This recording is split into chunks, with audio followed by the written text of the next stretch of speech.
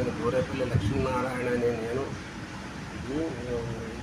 ఇవరకనే దేవుడిపల్లి పంచాయతీలో 3 టర్ములు చేశాను పంచాయతీ ప్రెసిడెంట్గా చేసి అప్పుడు నేను దిగిపోయిన టైంలో నాకు కొన్ని వర్కులు మిగిలిపోయి మా పేటలో అప్పటి నుంచి ఇప్పటికి ఎవరు ఏమీ చేయలేదు. అలాగే వదిలిపెడితే వాళ్ళ బాధలు చూడలేక మళ్ళీ నేను జనసేనలోకి జాయిన్ అయ్యాను.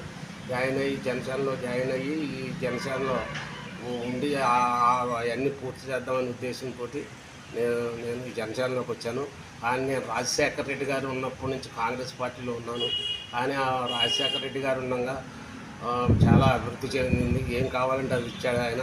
కొడుకు కూడా అలా చేస్తాడని చూస్తే ఫస్ట్లో ఏదో కొద్దిగా చేశాడు తప్ప తర్వాత ఆయన ఏం మళ్ళీ మా గ్రామానికి ఏమీ చేయలేదు. అలా పెండింగ్లో పడిపోయి ఉన్నాయి.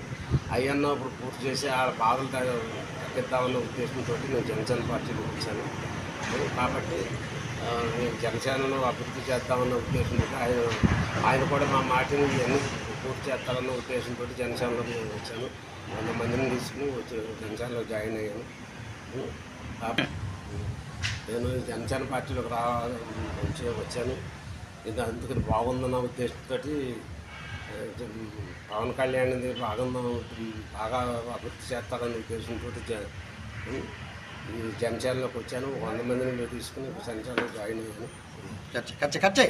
నాయకులకు, జనసేన నాయకులకు, బీజేపీ నాయకులకు వీళ్ళందరికీ వందనాలు. వీళ్ళందరూ కలిసి మా ఊరిని అభివృద్ధి చేయాలని కోరుకుంటున్నాను.